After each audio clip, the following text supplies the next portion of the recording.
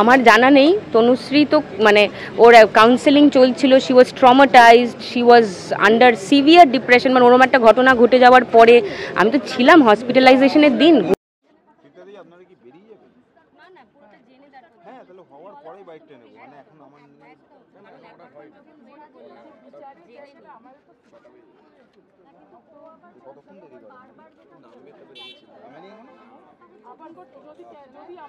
খুবই হতাশাজনক, মানে যেভাবে এতজন পুরুষ দাঁড়িয়ে দাঁড়িয়ে নির্লজ্জের মতো বলে যাচ্ছেন যে মারা তো যায়নি, আগুন তো লাগেনি।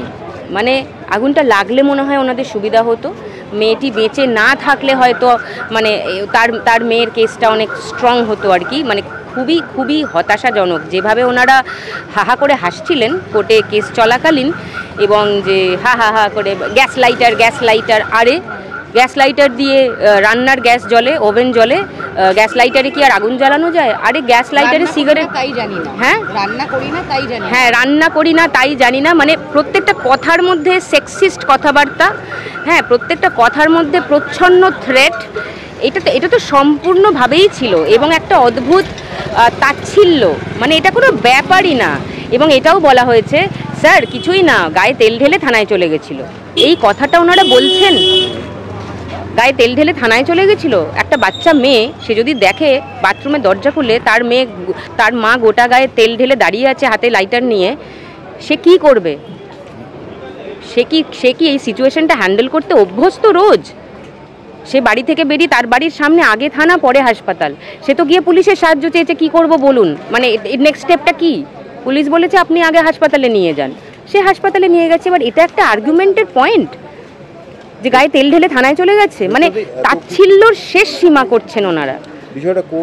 আমার জানা নেই। তনুশ্রী তো মানে ওর কাউন্সেলিং চলছিল, she was traumatised, she was under severe depression, মানে ওরকম একটা ঘটনা ঘটে যাওয়ার পরে আমি তো ছিলাম হসপিটালাইজেশনের দিন, গোটা গা সর্ষে না কেরোসিন তেলে ভেজা। হ্যাঁ, তো ওরম একটা সিচুয়েশন দেখে আমি তার পরের দিন স্বস্তি পাইনি। সেখানে যার সঙ্গে হলো, যে ওরম একটা চরম সিদ্ধান্ত নিল, তাকে তো একটু স্বাভাবিক হতে সময় দিতে হবে। তো আই থিঙ্ক হ্যাঁ বেল যদি পেয়ে যায় সেটা তো মানে আনফর্চুনেট। এখন আমাদের অবস্থাটা কোথায় গন্ডগোলের হচ্ছে, যাদের নামে এই কমপ্লেন তারাও কিন্তু আমাদের সহকর্মী, তারাও আমাদের চুল বাঁধেন, তারা যে খুব খুব খারাপ মানুষ এটা আমি অন্তত মানে মনে করি না। তারাও কিন্তু অ্যাকচুয়ালি থ্রেট কালচারের আন্ডারে আছেন। যদি আমরা খুব ভালোভাবে বুঝতে পারি, তারাও they are also living under threat. তাই তো মনে হয়, না হলে এদের তো এত ক্ষমতা নেই যে এতগুলো লয়ার লাগিয়ে দেবে, এতজন বড় বড় লয়ার এসে তাদেরকে সুরক্ষা দেবে। আজকে একটি মেয়ে অনেক মাস ধরে কাজ না করে ব্যাংক্রাফট হয়ে সংসার চালাতে পারছে না, এরকম একটা সিচুয়েশন থেকে সুইসাইড অ্যাটেম্প্ট করলো। এটা তো কর্মক্ষেত্রে হেনস্থার একটা কেস। সেখানে আমাদের একটা সুরক্ষা বন্ধু তৈরি হয়েছে, সেই সুরক্ষা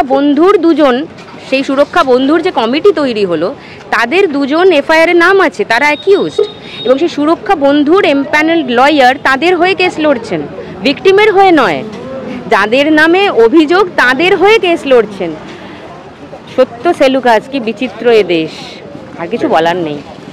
এইটা রাজনৈতিক প্রভাব বলে শুধু এক্সক্লুড করে দেখলে হবে না, ইট is a systemic operation that we are trying to fight against.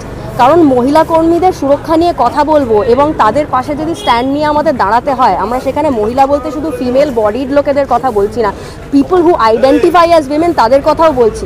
তো সেইখানে থ্রেট কালচার নিয়ে যদি মুখ খুলতেই হয়, তাহলে আমরা সিস্টেমিক অপারেশনের বাইরে গিয়ে কোনো কিছুই ফর্মুলেট করতে পারবো না। কারণ যারা আজকে অ্যাকিউজড, যাদের নামে, তারাও তো মহিলাই, এবং তারাও তো যদি আমরা বলি যে হ্যাঁ এরা পিতৃতান্ত্রিক মহিলা, এরা এদের পাশে গিয়ে দাঁড়াচ্ছেন, এদেরও তো পেটে লাথি পড়ার ভয়টা আছে বলেই দাঁড়াচ্ছেন।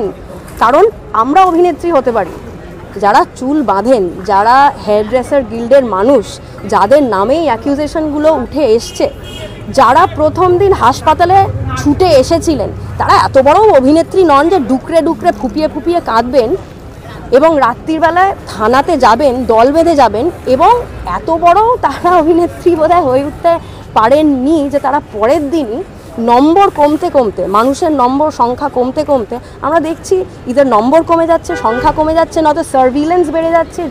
যে অ্যাবিউজড তার বাড়ির বাইরে কিন্তু কন্টিনিউয়াস সার্ভিলেন্স চলেছে, এবং এই সার্ভিলেন্স একজন মহিলা হয়ে আর একজন মহিলার অ্যাগেনস্টে কখন করা যায়, যখন তার ওপরেও খাড়া ঝুলছে। So they are also part of this systemic operation. আমরা যদি সিস্টেমিক অপারেশনকে নিয়ে কথা না বলি, শুধু এটা রাজনৈতিক একটা দলবাজির কথা বলে আমরা এড়িয়ে যেতে পারবো না, আর সেই দিন নেই। কারণ যেখান থেকে আমরা মহিলা কর্মীদের সুরক্ষা নিয়ে উঠে দাঁড়িয়ে কথা বলতে পারছি, সেটা আরজি কর আমাদের চোখে আঙুল দিয়ে দেখিয়ে দিয়েছেন। আরজি করের কেসটায় ডাক্তারদের যে সেক্টররা, যেটা হেলথ সেক্টর, সেটা সব জায়গায় সেলিব্রেটেড একটা সেক্টর, সেইখানে আমাদের সেক্টরে পারফরমেন্স, এন্টারটেনমেন্টের সেক্টরে আমরা আজকে উঠে দাঁড়িয়ে প্রশ্নগুলো করতে পারছি, আমরা রেগে গিয়ে নিজেদের গলা তুলতে পারছি, কারণ no system is in place, nothing is in place. আমাদের আজকে এই কথাগুলো বলতে হচ্ছে বা নিজেদের অ্যাগেনস্টে, আরেকজন মহিলার অ্যাগেনস্টে দাঁড়িয়ে এসে ওখানে শুনানির সময় দাঁড়িয়ে থাকতে হচ্ছে, because no system is in place. System আমাদের পাশে নেই। তো সেখানে পলিসি লেভেল থেকে মুভ না করলে, কোথায় ফাঁক ফোকরগুলো হয়ে আছে সেগুলো না দেখলে, আমরা যতই জাস্টিস জাস্টিস বলি, আমরা কখনো আমাদের এখতিয়ারেই পড়বে না, বা আমরা জানতেই পারবো না যে জাস্টিস বলে আমরা আসলে কি চাইছি। কারণ দুটো, যেখানে চিঠি দিলাম সেখানে চিঠি দিলাম, কিন্তু চিঠি যে ফোরামের কাছে দিলাম, যে ফেডারেশনের কাছে দিলাম, যে গভর্নিং বডিগুলোর কাছে দিচ্ছি, তাদের বাইলসগুলোই তো জানি না। তারা তো বলতেই পারে, ও আপনারা এইগুলো বলেছেন, এগুলো রেজ করেছেন, এগুলো আমাদের এখতিয়ারেই পড়ে না। Is there any transparency? এখানে কি কোনো ট্রান্সপারেন্সি আছে সিস্টেমে? কিভাবে অপারেট করে আমরা কি জানি? এখনও তো দাদা দিদি কালচার বলে চলে যাচ্ছে। তো সেই জন্য এটা তো জমিদারি কালচার, এবং government is an executive body. সেখানে আজকে রাজনৈতিক জায়গা থেকে কে দাঁড়িয়ে আছে, দ্যাট ইজ, সেটা শুধু গভর্নেন্সের কাজ নয়। আমাদের সুরক্ষা তাহলে কোথায়? আমাদের সুরক্ষা তাহলে কোথায়? এবং আজকে 8-4 মহিলা যখন অ্যাকিউজড হচ্ছেন, তাদের এগেনস্টেই যখন আমরা কোর্টে দাঁড়িয়ে আছি, আমরা এটাও জানি, আমরা এতটাও মানে কম্প্যাশন থেকে সরে আসিনি, যে আমরা এটাও জানি যে তাদের ওপর কী প্রেশারটা চলছে এখন। হ্যাঁ, এটা আমরা বাদ দিয়ে কখনোই দেখতে পারবো না। Do not only exclusively talk about রাজনীতি, এটা আরও অনেক বড় রাজনীতি। It is a lack of system that we are trying to address. দেখা যাক। প্রথমত বলি, আমরা যে কজন এখানে উপস্থিত রয়েছি WFSW+-এর তরফ থেকেই রয়েছি, আমরা প্রত্যেকে যে উদ্দেশ্য নিয়েই আমাদের ফোরামটা করা, WFSW+, আমাদের ইন্ডাস্ট্রির যে থ্রেট কালচার, সেই থ্রেট কালচারের বিরুদ্ধে লড়াই করার জন্য। তো সেই কারণেই আমরা যে এখানে উপস্থিত, যে থ্রেট কালচারেরই একটা রেজাল্ট, যে ঘটনাটা তনুর ক্ষেত্রে ঘটেছে, যে একজনকে 3 মাসের ওপর কাজ করতে দেওয়া হয়নি, এবং তারপরেও যখন ও নিজের গুণে একটা কাজ পেল, সেটাও ওকে করতে বারণ করে দেওয়া হলো। এবারে এই যে 11 জন যাদের বিরুদ্ধে কমপ্লেন করা হয়েছে ইত্যাদি প্রভৃতি, এটা সবাই শুনছেন, কিন্তু আমি না একটা ব্যক্তিগত আবেগের কথা বলতে চাই আজকে প্রথমেই। সেটা হচ্ছে, এই 11 জনের মধ্যে বহুজন আছেন, যা প্রথমে বলি প্রত্যেকে তাবড়ো হেয়ার ড্রেসার। হ্যাঁ, বহুজন আছেন যাদের কাছ থেকে আমি, যাদেরকে দেখে ছোট থেকে বড় হয়েছে এই ইন্ডাস্ট্রিতে, যাদের কাছ থেকে চুল বাঁধা শিখেছি। আবার এরকমও আছেন অনেকে যারা প্রথমবার যখন থ্রেডিং করা শিখেছে, আমার হাতের ওপর থ্রেডিং করে প্র্যাকটিস করেছে। কাজেই এই 11 জনও না, আমাদের এই WFSW+ থেকে আমরা যে কজন এসেছি, আমাদের প্রত্যেকের ভীষণ ভালোবাসার মানুষ, এটা বলতে চাই আমি। আমার বক্তব্য হচ্ছে, ওরাও থ্রেট কালচারের শিকার। আজকে যে ওদেরকে এইরকম একটা রূপ ধারণ করতে হয়েছে, কই আগে তো ছিল না এরকম। আমি অনেক বছর আগের কথা বলছি, আমি 27 বছর আগে যখন ইন্ডাস্ট্রিতে এসেছি, তখন তো এরকম ছিল না পারমিশন নিয়ে কাজ করা, কাউকে সাসপেন্ড করে দেওয়া, যেটা নাকি ইললিগাল, কাজ থেকে বঞ্চিত কাউকে করা যায় না। সে নিজে যদি কোনো কাজ জোগাড় করে না, তুমি করবে না, এটা করা যায় না। আর এইটা যে সত্যি সত্যি হয়েছে, সেটা আমি বলতে পারছি হলফ করে, কারণ লিখিত রয়েছে। এই যে থ্রেট কালচার তৈরি হয়েছে একটা, এই যে ভয়ের একটা রাজনীতি তৈরি হয়েছে, সেইটার তারা যে অংশ হয়ে গেছে, সেটার পেছনেও কি গল্প, সেটাও আমাদের ভাবা দরকার আছে আমার মতে।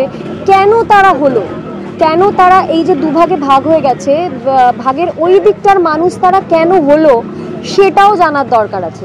কেন এই কমপ্লেন লিস্টে তাদের নাম গেল আমাদের সেটাও খুঁটিয়ে দেখার দরকার আছে। কারণ এখানে যে কজন আমরা রয়েছি আমরা প্রত্যেকে কিন্তু তাদেরকে খুব ভালোবাসি এবং চিনি ব্যক্তিগতভাবে মানুষ হিসেবে। তারা কিন্তু এরকম থ্রেট কালচার হওয়ার অংশ হয়ে থাকার মানুষেরা কেউ নয়। তো আমরা না এটা নিয়ে খুব ভাবিত। দেখুন, এখনো অবধি তো হিয়ারিংয়ের শেষটা হয়নি, আমরা তো এখনও আটকে আছি কোথাও।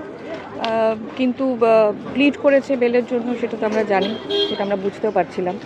আর তাই জন্যে আমাদের আশা যে দেখার জন্য যে অ্যান্টিসিপেটরি বেলটা যে চাওয়া হচ্ছে সেটা নিশ্চয়ই কোনো একটা জায়গা থেকে, কোনো একটা বেস থেকে চাওয়া হচ্ছে, তাই না? এতগুলো তথ্য প্রমাণ তাদের এগেনস্টে যাচ্ছে, এখানে অলরেডি এটা নিয়ে আলোচনা হয়েছে। আমরা তনুশ্রীর ব্যাপারটা জানি। তনুশ্রী আমাদের সহতীর্থ, সে আমাদের সাথে কাজ করেছে এতদিন ধরে। তার এগেনস্টে যেটা হয়েছে অবিচার, তার জন্যই আমরা আজকে এখানে এতজন মিলে একত্রিত হয়েছি, সম্মিলিত হয়েছি, যাতে এই কেসের একটা সুরাহা হয়। সেটার জন্য এই সবে তো লড়াইটা শুরু হলো, এত তাড়াতাড়ি কোনো লড়াই তো শেষ হয় না। লড়াই শেষ কোথায় সেটা তো বলা যাচ্ছে না এখনো অবধি, এটা চলবে, এটা সবে শুরু। সুতরাং আমরা দেখছি, আমরা একটা ফোরামের হয়ে এখানে এসেছি আজকে, রিপ্রেজেন্ট যারা করছি, যেরকম দেবলীনা, আমি, দামিনী বেনি বসু, সুচিতা, তারা উইমেন্স ফোরামের আন্ডারে আমরা কাজ করি। সেটা আমাদের একটা কালেকটিভ মত থাকে। আমরা যে এই কেসের মধ্যে জড়িয়ে পড়েছি, আমরা আছি তনুশ্রীর সঙ্গে, কারণ উই স্ট্যান্ড ফর উইমেন। আর তনুশ্রী একজন মহিলা, তার সাথে ক্রমাগত এই ধরনের অত্যাচার, মানসিক অত্যাচার হয়ে এসেছে। তার কাজের জায়গা থেকে তাকে কর্মবিরতিতে রাখা হয়েছে। আর বিভিন্ন তথ্য আছে আমাদের কাছে, প্রমাণ হিসেবে অনেক কিছু আছে, যেটা অলরেডি তার ভিত্তিতে কেসটা তৈরি হয়েছে।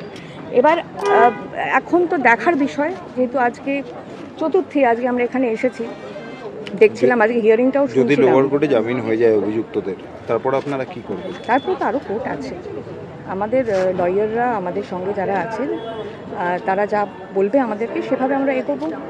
একটা কোর্টে এসে আজকে তো মানে জাস্ট শুনানিটা হলো, শুনানিটা আমাদের জাজ যিনি ছিলেন, অ্যাডিশনাল জাজ, উনি ভালো করে শুনলেন।